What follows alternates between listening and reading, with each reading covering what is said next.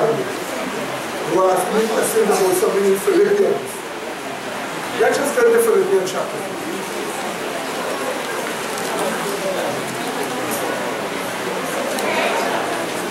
Philippians chapter 2.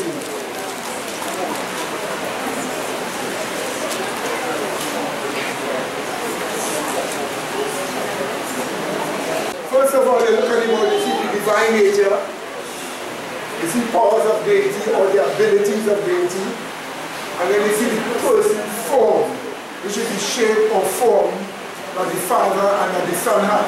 Let us see the Bible does tell us that they do have a shape and form. If you look at Daniel chapter 7, quickly. We'll read 9 and then we'll read 13. Verse 9 tells us, I beheld till thrones were cast down, and the Ancient of Days did sit, whose garment was white as snow, and the hair of his head like pure wool, and his throne like a fiery flame, and his wheels as burning fire. So here, Daniel actually saw a shape and a form. A body. The ear was white like wool, and he saw that body sitting on a throne, and he described it. Now let's go to verse 13. I saw in the night visions, and behold, one like the Son of Man came with the clouds of heaven, and came to the Ancient of Days, and they, that is the clouds of heaven, brought him, the Son of Man, near before him, the Ancient of Days. So here another one was seen called the Son of Man. Now this is a prophetic vision, because this is Christ receiving the kingdom in the future. So he is seeing someone called the Son of Man before he was the Son of Man. But here he actually saw two person forms. Did you see that? What did you see? Two person forms. The person form of the Father, white as wool and so on. And then he saw one like the what? Son of Man. Let's see how the Son of Man will be looking, seen by Daniel, Revelation 1:1.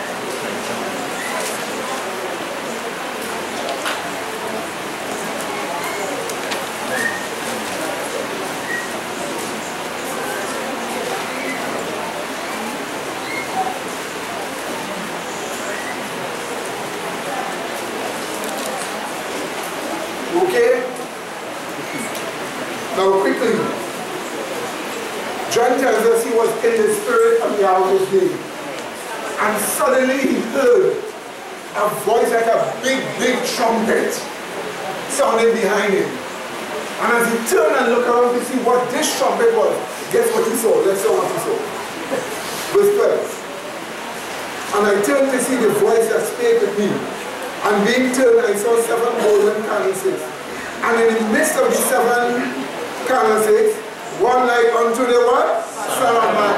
Do you see it? The same phrase that was given in Daniel chapter 7 verse 13. One like unto the what? Son of Man. And then he says, clothed with a garment to the foot, girt about the paps with a golden girdle. His ears and his head were white as wool. Same thing you saw with the Father. As white as snow. His eyes were as a flame of fire. And his feet like unto fine brass, as if they were burned in a furnace. And his voice as the sound of what? Because you're born again, self-seeking. Alright? Okay. So this is what we're seeing. So you see the person form of Jesus and the person form of the Ancient of Days, or the Father. So we know one thing for sure. They do have person form, a form and a shape. Is that understood? Yes. Now first of all, I ask you, does it make any sense for the person form of Christ to be equal with the person form of the Father? No. No. It doesn't make any sense. What does it do for him or anybody? No. Not at all. So there is no sense about equality between the person form of the Father and the person form of the Son. In fact, the Father don't have aprons in his hands. And the body that the Father is made up of is not glorified flesh like Christ. Christ has glorified flesh. The Father didn't. Christ is the one that took on human nature. The body of the Father didn't. The body that the Son had, he laid aside. And he took on the body of a man. And then he took on, and then afterwards, when he resurrected, he had glorified flesh. His flesh is not like the flesh of the Father. But the issue is not superiority here. Because the issue is, like, watch me, flesh and blood, what? Profited what? Nothing. Okay? So remember that. So now let's just go now and read Ephesians. Philippians 7. Right, somebody asked me about Melchizedek. Was Melchizedek the son of God, or was Melchizedek the son of man? Melchizedek was the Holy Spirit. Melchizedek was the Holy Spirit. The Bible clearly explains in Romans chapter 8 and in Hebrews chapter 7 that Melchizedek was not Jesus Christ. Right? But he was like unto the Son of God. So it was not Jesus Christ. That's the Holy Spirit in the form of a man. He took on the form of a dove, he took on the form of fire, but way back in the past, he took on the form of a man way back in the past. And that was for the sake of Abraham and others whom he would meet, which the Bible explains. Okay? Remember, Melchizedek clearly showed Abraham. El is Elohim. Elohim is El Elyon, and El Elyon is Yahweh. All that was shown to Abraham by Melchizedek, who also spoke Shem to. Now let's go to Ephesians. Philippians. Why am I saying Ephesians? We read from verse 5. Let this mind be in you, we are told, which was also in Christ Jesus, who being in the form of God, thought it not robbery to be equal with God. Now let's read on. It says, but made himself of no reputation. You see that phrase? That phrase is not proper. The actual thing is, but emptied himself. So notice this, he was in the form of God. He thought it not robbery to be equal with God, but emptied himself and took upon him the form of a servant, and was made in the likeness of men. And being formed in the fashion as a human, he humbled himself and became obedient unto death, even the death of the cross. Now, the form of God. The word form here is not the same word form here when they say person form. Because person form here means a shape and a form. But the word form there is not the same word. The word form here is the Greek word morphe. Let me write it for you.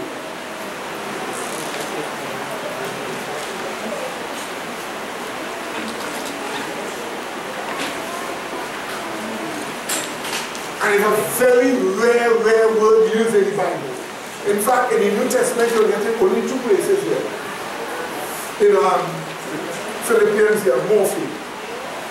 What does the word morphe mean? Let me read for you from the Greek dictionary. Vocabulary of the Greek New Testament, page 470. When I read for you, I want you to think carefully what you are hearing. I quote, morphe always signifies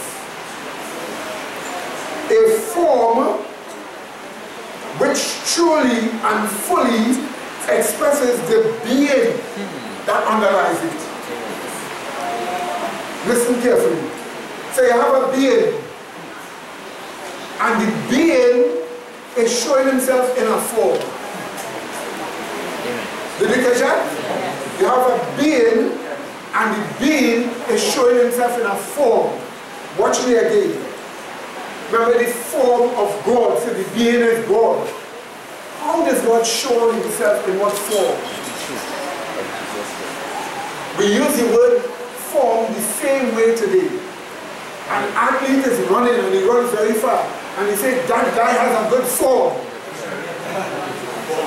That's exactly the meaning of the word in Greek. When he says that guy has a good form, look at how he's playing tennis, look how he moves, he has a good form. It means the person's skills or what? Abilities. In God's case, the form of God is the abilities of God or the what? Powers of deity. That's right. So what you have to think about, you have to think about the divine nature of God. And how does he express himself? What form does he express himself in? He could create. So now watch this. Watch this. Read it again. Verse 6. Who being, notice about Jesus Christ, who being in the form of God, thought it not robbery to be what? Equal with God. So Jesus had the powers of deity. He had the form of God. He had the powers of deity. He had the skills of God. The form that God has. Jesus had. Yes. The powers of deity. But the Bible continues. But emptied himself and took upon him the form of a servant and was made in the what? Likeness of men. So Jesus gave up, or what could we say, did not exercise the what? Powers of deity. But all he had was the powers as an ordinary man. Amen? Amen? And he had to do it for our sake. Because when deity dwells in you, you don't create. Amen. You have the divine nature, but you don't have the what? Powers of deity, or you don't have the what? The form of God. You remember that carefully. So please remember this thing carefully. Let me read for you again. Sorry? The powers of deity will work for you through the Holy Spirit, but not through your body. Amen, brother? Don't expect because the divine nature is in you, he's going to create in you. He might as well have done that in Lucifer when he was in Lucifer. So remember form, but let me read a little more for you again. Just read over the definition for the word more. Right, I'm going to read it and give you more. Morphe always signifies a form which truly and fully expresses the being which underlies it. More than the legal vocabulary of the New Testament. Let me give you a next explanation. Listen to this. Page 81. Will's Word Studies, Volume 3, page 81. Morphe. The outward expression one gives of his inner being. Notice this what? Outward expression one gives of his inner being. The word has no idea of physical form. Did you hear that? So in other words, what are you, Pastor Medina? Not a bird. Proof of it, if I jump off a building, I won't fly. What about reaching quite down the road there? Yes, if I get up, I can walk. I have the form of a man. The powers of a man, like all of us have here. Is that understood? Yes. And this is what we are being told here. Let me give you one more definition again. Same book, page 83. That mode of existence in which he gave outward expression of the essence of his deity. Let me repeat it again. That mode of existence in which he gave outward expression of the essence of his deity. And by the way, the word robbery there, there are two meanings in the word robbery. The seize something illegally that doesn't belong to you. That's what the word robbery means. But it also means in the Greek a prize or treasure to be retained or held onto in all hazards and circumstances. So when it says he thought it not what? Robbery to be what? Equal with God. In other words, he didn't think, look, I should really hold on to this as a prize I should want to do. So what did he do? He emptied himself. Did you see that? And that phrase just simply means that Jesus did not have the powers of deity when he was on the earth. He will have to pray and say, Father, help. Father, help. Just as he taught you and I to say, Father, help. You see, if Jesus said, I have the power, I can just walk on water as I want. But we don't have it. Then he has an advantage. But if he says, Father, make me walk on water, like Peter, Peter can walk on water too. You see, because it is God that worked in his body. So you must remember, while Jesus Christ was on the earth, he did not have the powers of deity. He relinquished the powers of deity by when I say relinquish, I don't mean that he couldn't do it in me. It's that he refused to what? Exercise it. He laid aside. That's right. That's right. Yes, brother. The quotation where you showed it has no idea of physical form. Where is that from?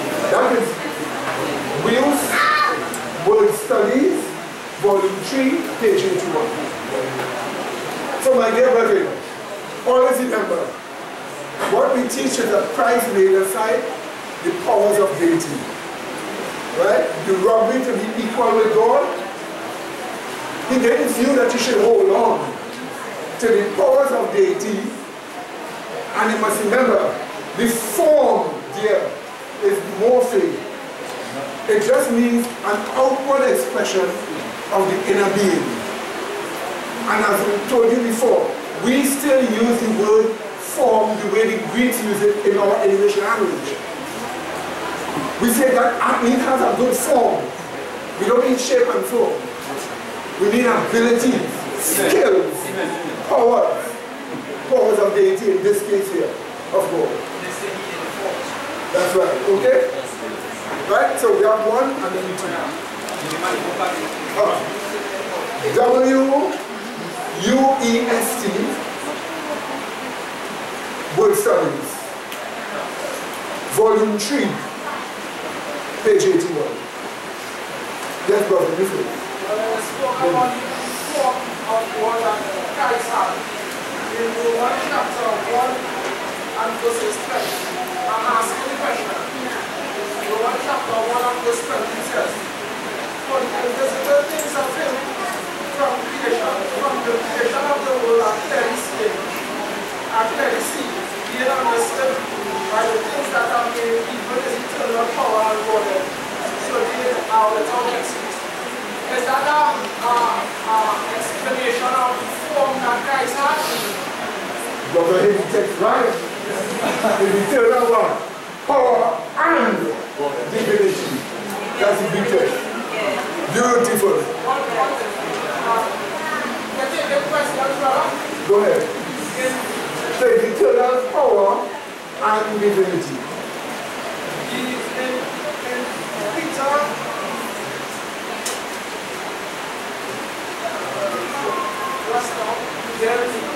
no problem.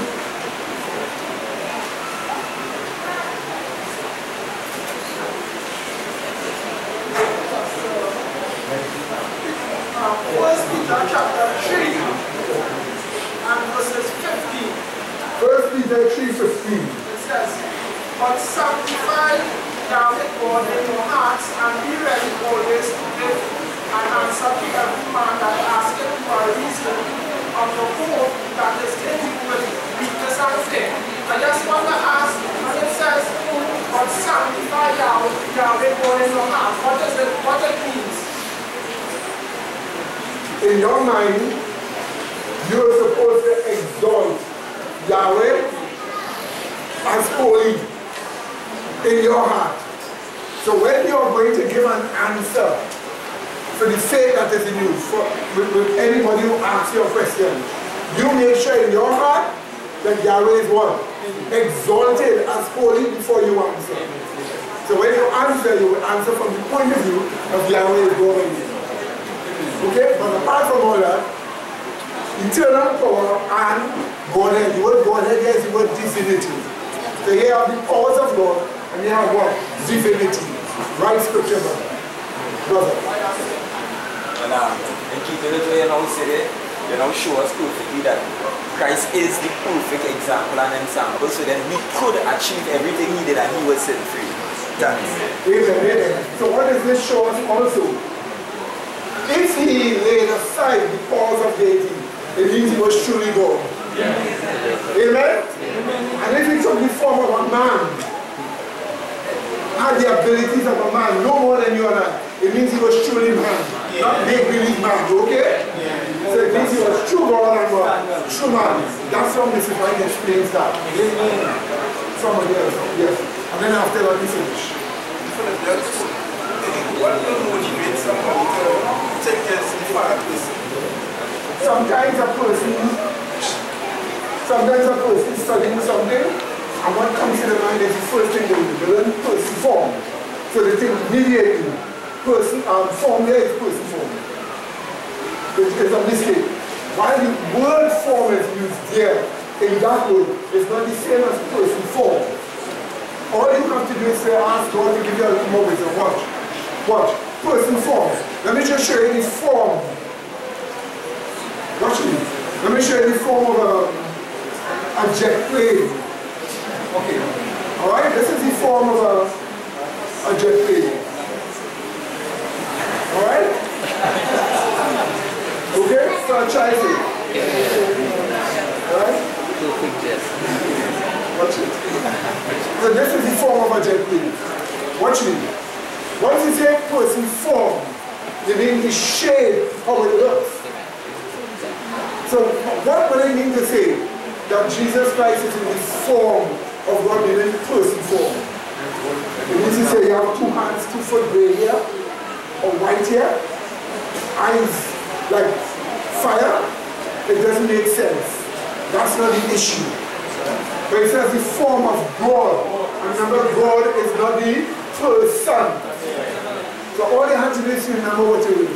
If it says the form of God, God is not the person. Because if God was the person, and God dwells in you, for a person to come and dwell in you. And if it's one Father person, how we dwelling in all of us is trouble here. So the point about it is all you have to do is to think a little more, Father, show me. And then you will see God is not a person. So don't say form of God means person form. Because God is not the person, but the divine nature. When you ask yourself, how does the divine nature shape? Immediately you will say, well, it has no shape or form. So then that form cannot be, the physical form cannot be the form of the divine nature or the form of God. A little more rational thought from Scripture with the direction of the Holy Spirit, and you will see it. Amen, brethren?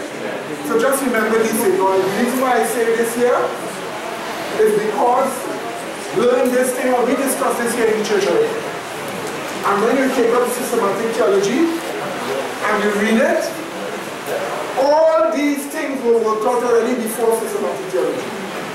So by the time you had systematic theology, with the Godhead and so on, you already had a safe position. And you must remember that this church already have what? Safe position. But no matter where or whoever come with what, they can't destroy it. Because it is the eternal word of God. What do you say? And this is the reason why you have to be careful. Now if anybody made any mistake here, don't chastise the person or don't feel you're better than the person. Just patiently wait. Sometimes you wait a while and the person will go back wrong. And if you could reason with the person, piece by piece, and show it. Because we all make mistakes sometimes. And then you have to hear it, right? But we do all make mistakes sometimes. Amen? And this is the church where we help one another. So we want to make sure that we help one another here, okay? But remember this important thing. The cause of deity. You must read what Mr. Light says about this. Christ's temptation, the devil always tempts accepted Jesus Christ, watch, to exercise the powers of deity. What do you think was it? Watch. If thou be the Son of God, change his stone into bread. Now if the Father didn't give that for Christ to do as the Father's will, Christ will have to do it on his what? Own. Therefore you have to exercise his what? His own power. You see the trick? To be constantly tempted Christ, you know? Constantly tempted Christ to exercise his power daily. Come down from the cross and prove you are God, the Son of God. Come down. You think with the butterfly he couldn't come down? Of course he could. He was constantly tempted to use the powers of what deity. But since you and I don't have that, we have to rely on the work of God himself. Like Jesus Christ relied, so we must rely. Because he's our perfect what? Example. Remember that. So please let us start. You want to thank God very much. Sister, it was such a beautiful study. A live study. Okay? She gave what God used to touch her heart. That statement that she gave, those things that she preached, is her born again self that was in Christ, that was given to her. Remember, Sister Jill, that was the mother's born again self all the time.